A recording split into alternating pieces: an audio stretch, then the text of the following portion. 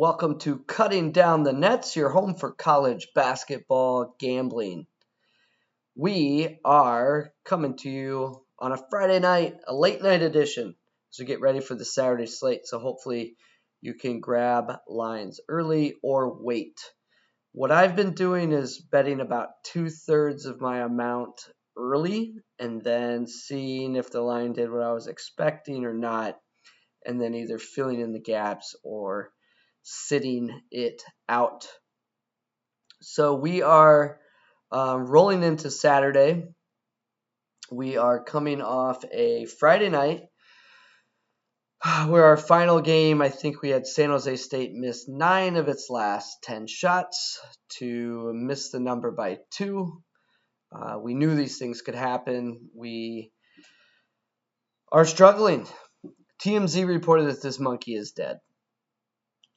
Sources close to the family say it's not dead, but it is a very serious situation.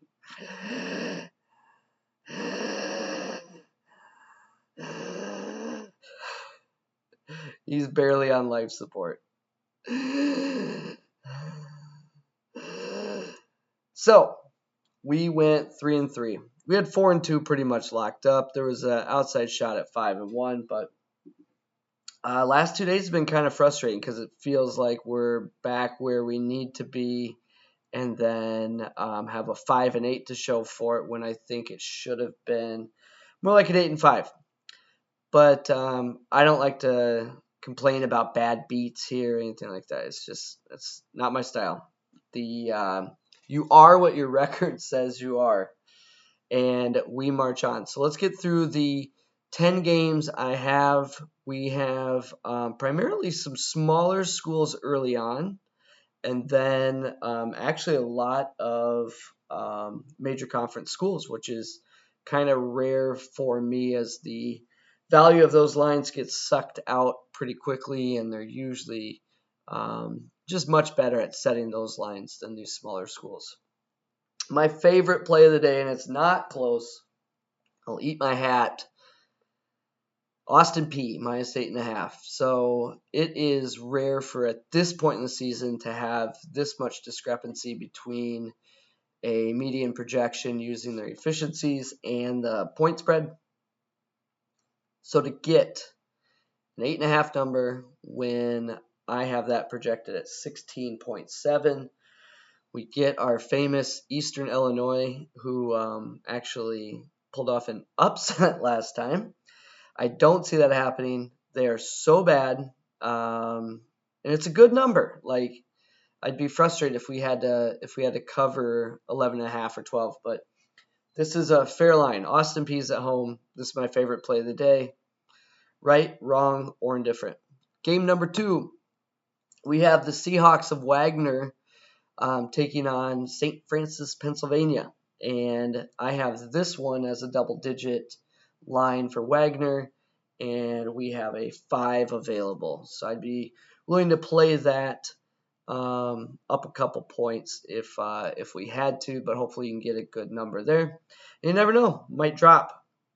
I tend to not pay as much attention to that as I should, although the last 2 days our closing line value has been really strong. I think we lost points with San Jose State and had a few neutrals, but gained in, 7 of the 14 games we bet, 11 games we bet, I don't remember. So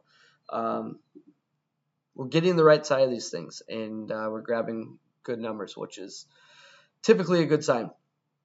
I am breaking a rule of big spreads in conference games to lay the toothpaste on BU. These two teams have played this season. Colgate won a close-ish game, I think, by 5 to 8 points. Game 2 was a 45-point Colgate victory. I've got this projected at 20. There is some risk here as these teams have not played full schedules, and this conference is, there's like 4 teams playing each other all the time. So 14.5 is it's a reach. It's a big ask, and I'm going for it. Conviction play. Do it. Next game up, Jacksonville State is on the road at Tennessee State. Tennessee State coming off their luck box win and cover over Tennessee Tech, where they trailed by 6 with about 3 minutes to go, and then were able to cover the 3. So congratulations, Tennessee State.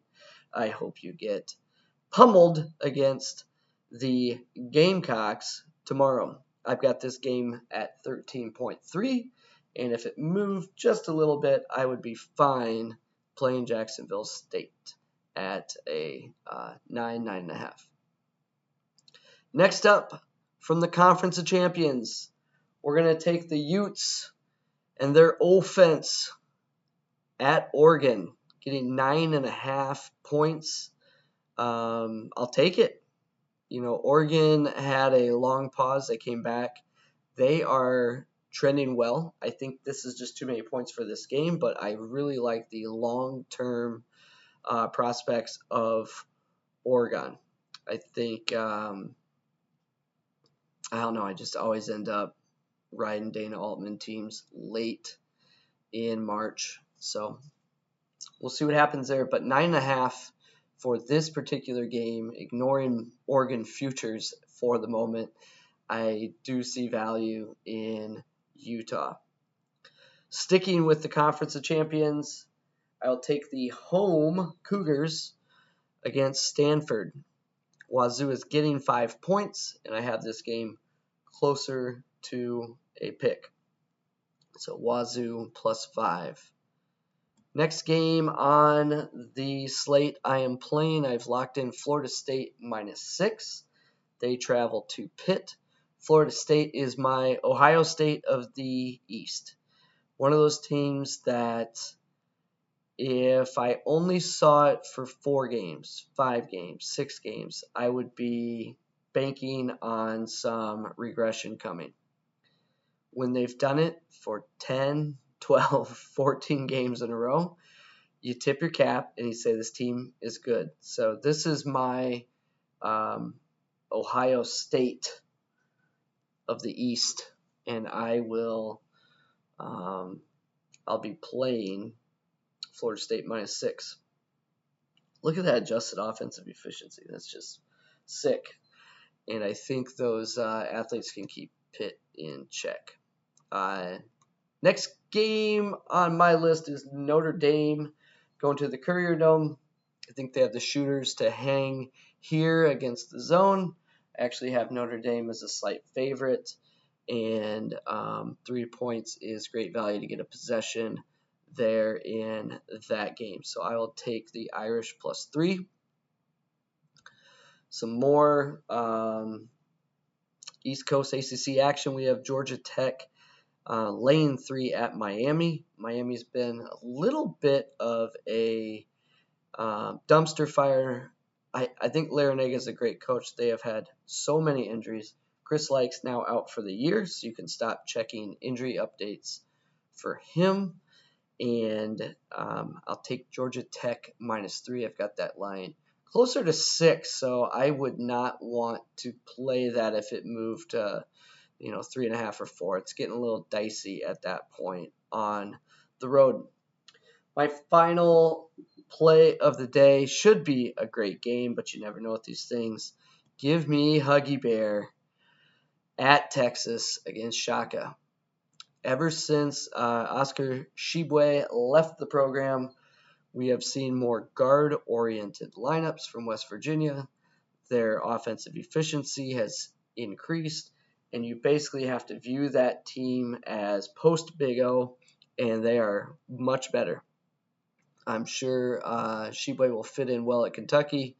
He's a great player, but for whatever reason, the combo of players that the Mountaineers are using right now is working much better. So I will take the 3.5 points. I have West Virginia favored even at Austin, and I think the distractions of the week should help as well if you want that sneaky angle. So thanks for stopping by. We are on our way to getting back on track. and cash in some bets. Thanks for stopping by, cutting down the nets.